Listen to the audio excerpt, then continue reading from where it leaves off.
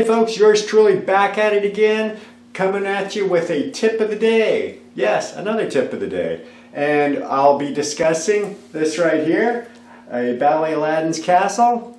I have the flyer here for a reason. So, what I need you to do is take a look at this picture, and I'll put it up in the corner so it's a little bit larger so you can see it. And I need you to look at the pop bumpers, because that's what I'm going to be talking about today.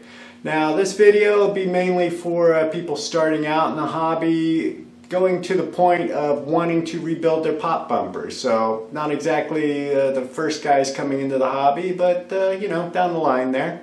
And for you veterans, you can stick around and see if you can guess what's wrong with the pop bumpers I got in one of the Bally Aladdin's castles. So, from here, why don't we just go over to the machine and check it out. Alright folks, so here I am at the machine, and I want you to take a look specifically at the pop bumpers, and more specifically at the skirts on the pop bumpers. Now tell me what's wrong with this picture. We got two problems, with a third problem if it were a Gottlieb. So for you veterans out there, you guys can pause the tape, so to speak, for a bit and see what it is. Alright. Are you guys back yet? Alright. So, 3 problems with these pop bumpers, specifically with the skirts. The skirts are yellow. They're not supposed to be yellow. They're supposed to be white. Now, someone replaced these skirts at some point because you can see how chewed up they are. So this tells me this game got a lot of play. And they didn't bother checking out what was the right skirts, or maybe they knew and they just had these available and they didn't care. Maybe it was an operator. I don't know, but looking at this machine overall, what I've gone through so far, it's been pretty thrashed. I would say it was just someone who owned it personally for a while and just didn't know how to take care of a pinball machine. And I'm sure all of us have seen that out there, and that's why we love working on these things, right? Alright, so the second problem with this. You see these tips here on the skirts? That's wrong. This is a Bally. It's not supposed to have those points on it. Now, what you can do, this is aftermarket. I know for sure Pinball Resource sells these style. Maybe other companies have the rounded ones, but what you want is just the rounded skirts. The third problem with this is that if this were a Gottlieb, Gottliebs use the points. Bally, Williams, Chicago Coin, no. Gottlieb was the only one who did these points. Now what's the third problem with it is that if this were a Gottlieb, the points are on backwards. They're facing down towards the flippers. These points are supposed to be facing up. They're supposed to keep the ball from getting caught on top in case the ball's not coming down with enough momentum to make the pop bumper pop. And Gottlieb figured this was just a little extra thing that would help the ball from being caught up like that. So that's why they decided to use the points.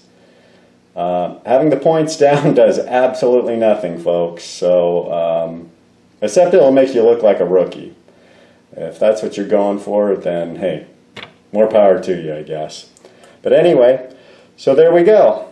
So how can we avoid this as far as, you know, making sure that you get the right colors on? Because when you go to resell a game, most people are going to want the machine as original as possible, and that will keep the value high for you when you do go to resell it.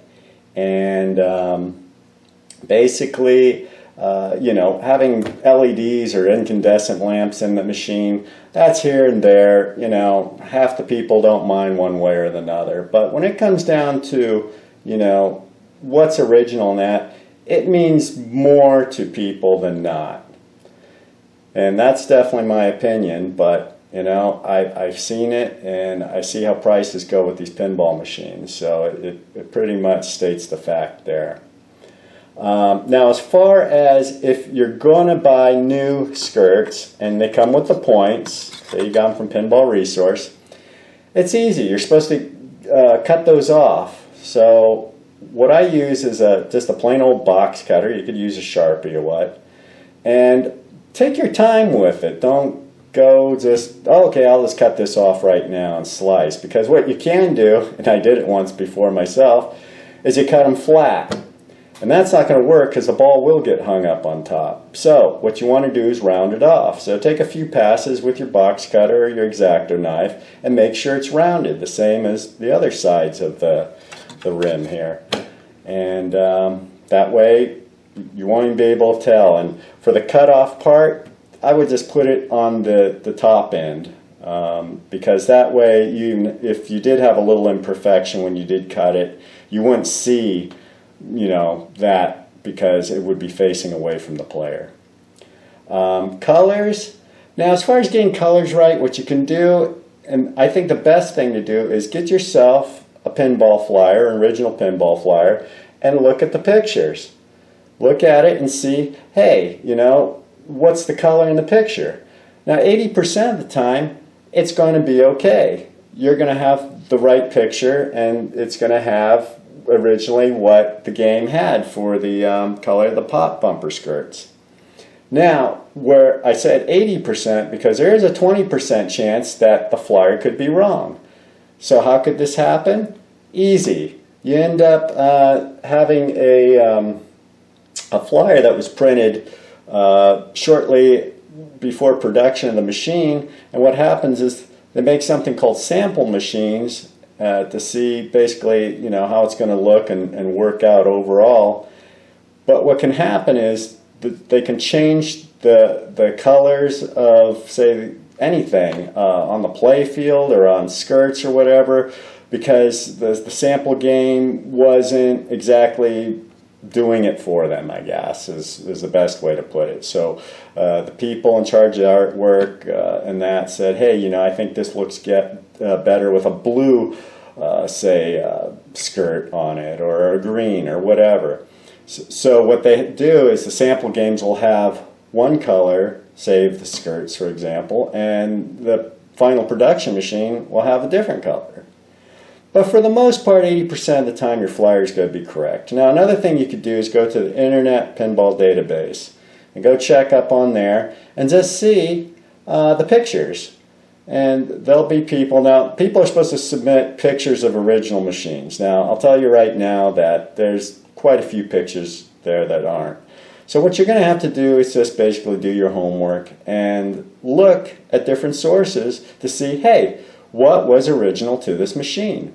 Now, obviously, if you have a sample machine, you're going to want to make sure that you have the different colored whatever it is, so you'll have to do your research in that department as well. Ask around. Another source is a pinball website, like, say, Pinside or Facebook Pinball Group. A lot of different ones. Rex Game Pinball. There's a lot of them out there, folks. So that way, now you got your sources covered for that. But that pretty much does it. So hopefully this helped you out if you're just starting out and going to do your pop bumpers as far as a rebuild. And there's plenty of videos out there on how to do a pop bumper. Just make sure you get all the right parts. You know, make sure the colors and type of, like, say, pop bumper caps or what you need, or you know, the skirts, the pop bumper bodies. Just do your research before you buy, so you don't say, oh, doggone it, I bought the wrong ones and now I'm going to have to buy these other ones. I did that once myself. I bought some pop bumper bodies because I went with what the person had on there, and this is when I was first starting out. And then I looked on a pinball flyer and some other sources. I said, doggone it, he replaced it the wrong ones, and now I did. So I had to just go bite the bullet and buy the right ones. So there you go, folks.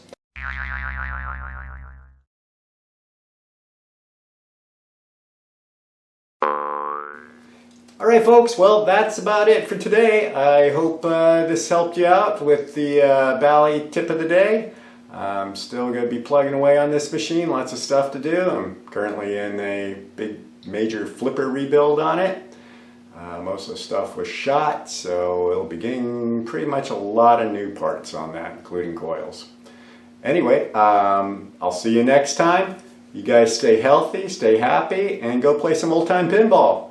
And I'll see you next time. Take care now. Bye-bye.